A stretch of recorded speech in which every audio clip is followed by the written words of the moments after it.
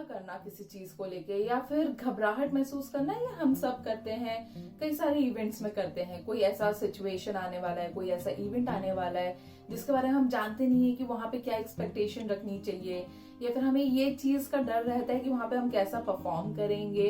तो हो सकता है उन सब चीजों को लेके हमें थोड़ी सी चिंता महसूस हो पहले से ही, या फिर घबराहट भी महसूस हो सकती है।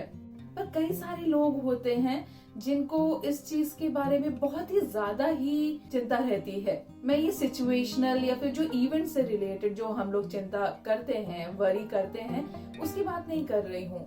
ये लोग ऐसे होते हैं जहाँ पे उनको किसी कारण की जरूरत ही नहीं होती है, या फिर शायद उनको पता होता है कि इस चीज के बारे में मुझे चिंता नहीं करनी चाहिए, तो भी वो चिंता करते हैं उसको लेके।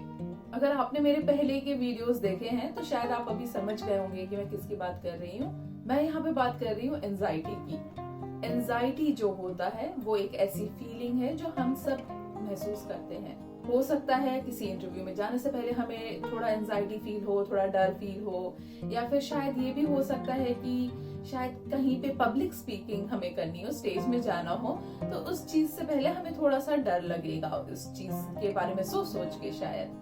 पर जो एंजाइटी डिसऑर्डर वाले लोग होते हैं उनका जो वरी रहता है वो बिना किसी कारण के हो सकता है, या फिर शायद उनको कारण पता है पर वो उतना ज्यादा इम्पोर्टेंट नहीं है, उस चीज में उतना उनको वरी नहीं करना चाहिए तो भी वो कर रहे होते हैं। एंजाइटी डिसऑर्डर जो है वो एक अम्ब्रेला टर्म है और उसके अंदर बहुत सारी बीमारियां आती हैं। उसमें से एक है जनरलाइज एंजाइटी डिसऑर्डर, और आज के इस वीडियो में हम उसी के बारे में बात करेंगे।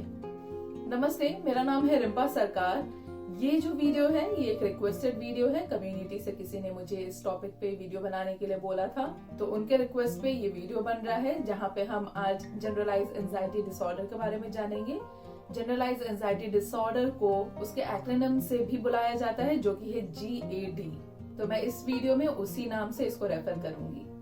अगर आप एंजाइटी या एंजाइटी डिसऑर्डर के बारे में और जानना चाहते हैं तो आप डिस्क्रिप्शन बॉक्स में एक लिंक देख लीजिए, जहाँ पे मैंने एक प्लेलिस्ट को ऐड किया है। वहाँ पे आप मेरे और भी वीडियोस देख सकते हैं, जहाँ पे मैंने एंजाइटी और एंजाइटी डिसऑर्डर से रिलेटेड दूसरी बीमारियों के बारे में बात की है।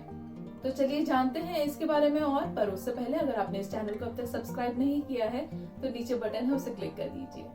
तो जैसे मैंने बोला कि एंजाइटी जो फील करना होता है वो एक बहुत ही कॉमन है, हम सभी फील करते हैं। पर जिनको GAD रहता है वो बहुत ज्यादा ही चिंता करते हैं। तो एक एग्जांपल दूंगी कि फाइनेंस से रिलेटेड, मतलब कि पैसे से रिलेटेड हर किसी को चिंता रहती है, होता ही है उस चीज को लेके। तो वो जो चिंता होती है वो नॉर्मल एंशियसनेस है। पर वो लोग जो होते हैं जिनको GAD होता है वो लोगों की चिंता बहुत ज्यादा ही होती है, वो कंट्रोल नहीं कर पाते हैं उस चीज को, वो महीनों तक उसी चीज को लेके चिंता करते रहते हैं। कई बार ये भी हो सकता है वो जानते हैं कि ये चीज चिंता करने लायक नहीं है, तो भी वो अपने आप को कंट्रोल नहीं कर पाते। और कई बार ये भी होता है कि उनको पता ही नहीं होता है कि वो किस वजह से इतनी चिंता कर रहे हैं। पर ये जरूर आपको दिखेगा कि इनको ज्यादातर पता रहता है कि उनकी जो चिंता है किसी मतलब की नहीं है, वो इस चीज से अवेयर होते हैं कि वो चिंता करने लायक नहीं है। उसके साथ ये भी है कि अगर वो आपको बोलते हैं कि वो कंट्रोल करने की कोशिश करते हैं, तो ये भी हो सकता है कि उसके साथ में उनको ये भी हमेशा विचार आते हैं कि अगर उन्होंने वरी नहीं किया तो कुछ ना कुछ गलत हो जाएगा, या फिर उनकी चिंता ही इसी चीज से रिलेटेड रहती है कि कुछ ना कुछ गलत हो जाएगा, इस वजह से मुझे चिंता करनी है, या फिर क्या होगा अगर वो गलत हो गया तो, और उसी चीज को लेके वो वरी करते रहते हैं। और वो चिंता इतनी ज्यादा हो जाती है कि वो अपने आप को काम नहीं कर पाते, रिलैक्स नहीं कर पाते, और उसकी वजह से कई बार ये भी हो जाता है कि उनके रिलेशनशिप में प्रॉब्लम आना शुरू हो जाए, उनके पर्सनल प्रोफेशनल लाइफ में शुरू हो जाए प्रॉब्लम आना, या फिर उनकी डेली एक्टिविटीज में भी इम्पैक्ट कर पड़ सकता है उसकी वजह से। तो चलिए जानते हैं कि इसके सिम्टम्स क्या हैं। तो ये सिम्टम्स जो है मैंने इनको 2 क्राइटेरिया में अलग अलग बांट दिया है। तो पहले हम जानते हैं कि साइकोलॉजिकल उसके जो साइंस होते हैं वो क्या है, और उसके बाद जानेंगे कि फिजिकल साइंस क्या देख सकते हैं। तो साइकोलॉजिकल साइंस जो होते हैं उसमें सबसे पहले ये रहता है कि लगातार वो यही चिंता करते रहते हैं किसी ना किसी चीज को लेके, जो कि किसी इवेंट को लेकर हो सकता है, किसी सिचुएशन को लेकर हो सकता है, किसी चीज को लेकर हो सकता है, और उस चीज का उस इवेंट के साथ में, उस सिचुएशन के साथ में शायद कोई कनेक्शन भी ना हो, पर वो चिंता जरूर करते रहते हैं उसको लेके। ये भी हो सकता है कि उस चीज को लेके या उस सिचुएशन को लेके वो ओवरथिंक करते रहते हैं और हमेशा उसका वर्स्ट केस सिनारियो निकालते हैं कि अगर इसके साथ में कुछ गलत ही हो गया या फिर गलत ही होगा, और वही वो हमेशा करते रहते हैं उसको लेके, और ये सोचते रहते हैं कि वो जो भी सिचुएशन है या इवेंट है वो हमेशा कुछ ना कुछ गलत ही करेगा, तो उसका हमेशा नेगेटिव साइड ही निकालने की कोशिश करते हैं, जबकि जरूरी नहीं है कि वैसा होगा, बट तभी भी इनका वही विचार रहता है। और वो शायद अनसर्टेनिटीज जो होती हैं उसको कंट्रोल नहीं कर पाते, वो शायद चीजों को लेकर डिसाइड नहीं कर पाते हैं, या फिर उनको ये चीज का डर रहता है कि क्या होगा अगर मैंने गलत डिसीजन ले लिया किसी चीज के बारे में। वो जो उनके जो वरीज होते हैं, उनके जो टेंशन होते हैं, उस चीज को वो साइड में नहीं रख पाते हैं, उसको छोड़ के वो आगे नहीं जा पाते हैं, जिसकी वजह से ये भी होता है कि वो रिलैक्स नहीं फील कर पाते हैं, वो हमेशा शायद एज में रहे, हमेशा उनको रेस्टलेसनेस की फीलिंग आते रहे, मतलब कि बेचैनी होते रहे उनको।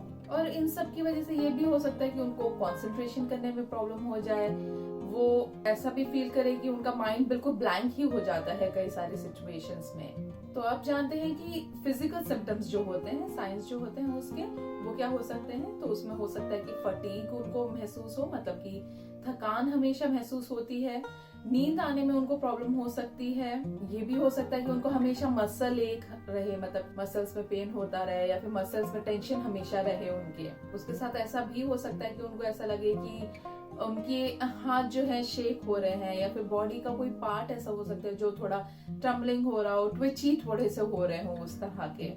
और ये भी हो सकता है कि उनको बहुत ज्यादा स्वेट आ रहा है, क्योंकि नर्वसनेस फील हो रही होती है, तो उसके साथ में स्वेटिंग भी आ सकती है। ये भी हो सकता है कि वो बहुत ही चौकन्ने रहे, हमेशा स्टार्टल्ड रहे, थोड़ी सी आवाज हुई तो उसमें घबरा जाते हैं, डर जाते हैं। उसी के साथ में आप ये भी देख सकते हैं कि शायद उनको थोड़ा डिजीनेस लगे कभी कभी, मतलब सर घूमने जैसा लगे, नौशिया लगे, या फिर ये भी हो सकता है कि उनके पेट में कुछ ना कुछ गड़बड़ी जैसी उनको लगे, हमेशा ऐसा लगे कि पेट में कुछ ना कुछ हो रहा है। और इन सब के साथ में आपको ये भी दिख सकता है कि उनको थोड़ी इरिटेबिलिटी अभी हो गई है, या फिर कई बार उस चीज को लेके चिड़चिड़ेपन की वजह से वो थोड़ा गुस्सा भी करने लगे हैं। इसके होने के कई सारे कारण हो सकते हैं, रिस्क फैक्टर्स हो सकते हैं, हो सकता है परिवार में पहले से किसी को था जिसकी वजह से आपको भी हो गया है, या फिर हो सकता है कि चाइल्डहुड में कभी बचपन में, मतलब कि कोई अब्यूज या कुछ ऐसा एक्सपीरियंस किया होगा, असॉल्ट टाइप का, जिसकी वजह से आपको जीएडी हो गया। या फिर ये भी हो सकता है बहुत समय से आप किसी स्ट्रेसफुल सिचुएशन में हैं, हो सकता है आपको खुद को इलनेस हो या फैमिली में किसी को इलनेस हो या कोई और चीज, तो बहुत लंबे समय से किसी स्ट्रेसफुल सिचुएशन में हो तो उसकी वजह से भी हो सकता है। या फिर आप बहुत ज्यादा ही टबैको या कैफीन लेते हैं, उसकी वजह से भी आपको अगर ऑलरेडी एंजाइटी है तो फिर वो और ज्यादा वर्स हो सकती है। तो ये थे वो सिम्टम्स, वो कॉजेज जिसकी वजह से एंजाइटी डिसऑर्डर या फिर जीएडी किसी को हो सकता है। मैं आशा करती हूँ ये वीडियो कहीं ना कहीं आपको मदद कर पाया होगा। अगर आपके पास में भी इसी तरह से कोई टॉपिक है जिसके बारे में आप जानना चाहते हैं और आपको लगता है कि मैंने उसके ऊपर वीडियो नहीं बनाया है, तो आप मुझे मेल कर सकते हैं या फिर नीचे कमेंट बॉक्स में लिख सकते हैं। इस चैनल को सब्सक्राइब करना मत भूलिएगा। मैं अगले हफ्ते फिर मिलूंगी एक नई वीडियो के साथ में। तब तक के लिए wish you a healthy mind and a happy life. Bye bye.